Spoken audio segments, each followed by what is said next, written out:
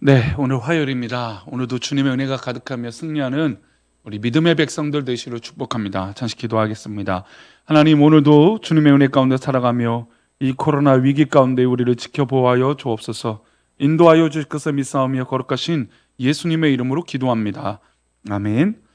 네, 오늘의 말씀 욥기 22장 5절 말씀입니다. 제목은 놀랍고 기쁘신 하나님의 뜻이라고 하는 제목으로 말씀을 나누겠습니다. 함께 읽겠습니다. 내 악이 크지 아니하냐? 내 죄악이 끝이 없느니라. 아멘. 우리가 인생을 살다 보면 자주 오류에 빠지는 게 자기 합리화입니다. 그래서 어떤 결과가 내 뜻대로 되지 않았을 때, 그래, 무슨 이유가 있을 거야 라고 하면서 합리화를 시키는 거죠. 잘 되면 잘 된다고 합리화하고, 안 돼도 내가 이유가 뭔가 있을 거라고 스스로에게 합리화를 거르는 겁니다. 그런데 이 자기 합리화가 결국엔 오류에 빠지기도 합니다. 그러니까 왜냐하면 사실과 다른 것으로 자기를 합리화하기 때문이에요. 분명한 결과물이 있는데 이 결과물이 내 마음에 들지 않았을 때 이것은 무슨 이유가 있을 거야 라고 하는 자기 생각으로 이거를 합리화를 시킵니다. 그러나 그것이 진짜일까요? 아닐 때가 많죠. 그래서 자기 합리화의 오류에 빠지는 경우가 많다라는 겁니다. 예를 들어서 한 가게에 손님이 왔습니다. 근데 손님이 왔는데 마침 살 것처럼 왔다 갔다 하다가 결국 사지 않고 나가요. 그냥 직원의 입장에서 이렇게 판단하는 거죠. 에이구, 저 사람 올 때부터 살 생각이 없던 사람이고, 에이구, 물건 그냥 얼굴에 그냥 욕심이 가득하고, 저거 살 수 없는 능력 없는 사람이야 라고 합리화를 합니다. 이게 무엇입니까? 자기 합리화죠. 그리고 오류에 빠지는 것이죠. 나에게 그러니까 우리 가게에 이 물건이 나가지 않는 이유가 있을 거라고 돌아보거나 합리적으로 더 접근하는 것이 아니라 그냥 자기 합리화의 오류에 빠지는 것, 자기 정당성에 빠지는 것이죠. 특별히 전도할 때 우리가 이런 자기 정당성에 빠지는 이유가 있어요. 전도하다가 안 돼요. 전도하다가 정말 속상한 사람 만나요. 그러면 이제 합리화를 하죠. 저 사람은 그냥 진짜 지옥 갈 사람이고 저 사람은 정말 문제가 많은 사람이야. 그러니까 복음이 다 받아들일 리가 없어. 이렇게 자기 합리화에 빠지면서 큰 오류에 빠지게 됩니다.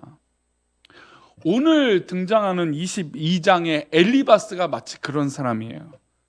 엘리바스는 자기 합리화를 통해서 인지 오류에 빠지게 됩니다. 그리고 그 모든 원인과 결과에 대해서 욥에게 뒤집어 씌우길 원했어요. 욥이 모든 것을 알고 모든 것을 잃어버리고 홀로 되어 처참한 몰골로 살아간다는 이야기를 듣고 욥을 위로하기 위해서 먼 곳부터 찾아왔습니다. 아마 이 세 친구들은 욥을 정말 위로해 주려고 왔을 거예요. 그런데 이들이 접근하는 방식이 오류에 빠지기 시작합니다. 욥이 이렇게 된 데는 이유가 있을 것이다. 하나님께 죄를 지었기 때문이다. 우리가 그것을 깨닫게 해주자. 우리가 욥에게 느끼게 해주자. 그래서 또 더 빨리 회개하고 하나님 앞에 회복되자. 물론 좋은 의도예요. 이것도 좋은 의도죠. 뭔가 원인이 있고 하나님 앞에 범죄한 것이 있다면 그것을 찾아서 기도하게 만드는 거 좋은 의도이죠. 그러나 더 높으신 하나님의 뜻을 모르는 건 더 큰 오류에 빠진 것입니다.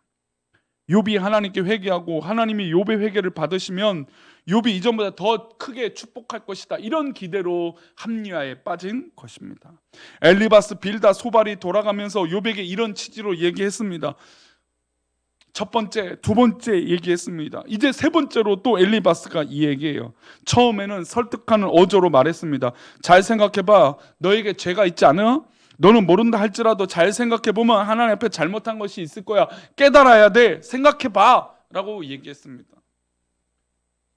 그리고 더 강한 어조로 엘리바스가 이렇게 얘기합니다. 너는 왜 그렇게 완악하고 완강하냐? 왜 이렇게 고집부리냐? 라고 엘리바스가 충고를 해요. 질책합니다. 그래도 욥은 단 한 번도 엘리바스의 이야기를 인정하지 않습니다. 그리고 뒤로 물러서지도 않습니다. 두 번째까지 그렇게 엘리바스의 이야기를 듣고 세 번째 엘리바스가 욥에게 모든 책임을 뒤집어 씌우면서 얘기합니다. 5절 말씀입니다. 보겠습니다. 내 악이 크지 아니하냐? 내 죄악이 끝이 없느니라. 이제는 결론적으로 말해요. 그러니까 여태까지는 설득하고 너에게 뭔가 이유가 있을 거라고 얘기했던 엘리바스가 이제는 확정을 짓는 것이죠. 너가 죄가 있어. 너 악이 크다라고 규정짓고 있습니다. 그리고 욥을 향해서 공격합니다. 6절과 7절 말씀이에요. 까닭 없이 형제를 볼모로 잡으며 헐벗은 자의 의복을 벗기며 목마른 자에게 물을 마시게 하지 아니하며 줄인 자에게 음식을 주지 아니하였구나. 지금 뭐 있는 얘기도 아니에요. 욥이 이랬을까요? 아니, 없는 얘기를 끄집어냅니다. 이게 바로 자기 합리화예요. 자기 합리화를 하게 되면 마치 없는 얘기가 정당화가 돼서 마치 그럴 거야 라고 이야기하는 겁니다. 지금 엘리바스는 욥이 야, 너 헐벗은 사람 돕지 않고 가난한 사람 돕지 않았어, 물을 주지 않았어 라고 얘기합니다. 이건 없는 이야기예요. 설령 했다 하더라도 엘리바스가 그것을 봤습니까? 보지도 않은 이야기입니다. 그런데 단정짓고 욥에게 심하게 공격하고 있습니다. 9절 말씀입니다. 엘리바스는 아주 강하게 단절시키고 있죠. 너는 과부를 빈손으로 돌려보내며 고아의 팔을 꺾는구나. 이 이야기조차도 없는 이야기입니다. 고아와 과부는 하나님께서 긍휼히 여기는 사람들입니다. 하나님께서 늘 말씀 가운데 어려운 사람들을 떠올리면 고아와 과부였어요. 그런데 이런 자를 욥이 압제했다라고 공격하고 짓누르고 있습니다. 10절과 11절을 보겠습니다. 그러므로 올무들이 너를 둘러있고 두려움이 갑자기 너를 엄습하며 어둠이 너를 하여금 보지 못하게 하고 홍수가 너를 덮느니라.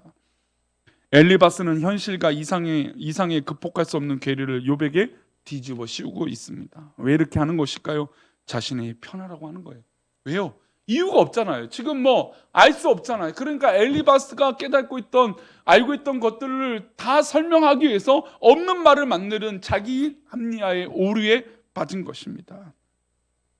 우리도 혹시 이런 오류에 빠진 적이 있지 않습니까? 서두에 말씀드린 것처럼 나를 합리화하기 위해서 신앙생활도 나는 잘하는데 저 사람이 문제가 있어 라고 하면서 자기 합리화의 오류에 빠지는 거예요. 정말 하나님의 놀라운 뜻을 찾지 아니하고 그냥 나를 합리화시키기 위해서 거짓과 때로는 핑계와 때로는 이유를 만들어가면서 합리화에 빠진다는 겁니다. 신앙생활은 절대로 자기 합리화의 오류에 빠져서는 안 돼요. 철저하게 하나님의 뜻을 구하고 놀랍고 기쁘신 하나님의 뜻을 알아가는 것이 진짜 신앙의 모습입니다. 하나님께서 우리의 뜻대로 하지 않으시더라도 그 하나님의 뜻을 믿는 것이 진짜 놀라운 하나님의 섭리이고 계획입니다. 엘리바스는 이런 태도로 욥을 정죄했습니다. 욥에게 하나님께서 말씀하신 듯한 그런 정죄로 욥을 단정짓고 결판을 내고 있어요. 이것이 우리의 신앙의 오류에 빠진다면 안 되는 것입니다. 우리 교인들 안에서도 또 어렵고 힘든 일이 있을 수도 있습니다. 그런데 그때마다 저거는 뭔가 이유가 있어, 뭔가 계획이 있어. 그런 자기 합리화하는 어떤 그런 판단들, 경험에 의한 자기 판단들이 있어서는 안 돼요. 우리는 철저하게 하나님의 놀라운 뜻을 믿고 기도하고 그분의 뜻을 위하여 기도하는 그런 모습이 필요한 것입니다. 오늘도 누구를 만나든지 어디 있든지 하나님의 놀라운 계획대로 승리하는 우리 모두가 되시기를 축원합니다. 기도하겠습니다. 하나님 아버지, 오늘도 우리가 하루를 살아갈 때 하나님의 놀라운 계획 가운데 승리하게 하시며 정말 하나님의 크신 계획 가운데 살아가도록 인도하여 주옵소서. 우리를 붙잡아 주시고 인도하실 것을 믿사하며 거룩하신 예수 그리스도 이름으로 기도 올리옵나이다. 아멘.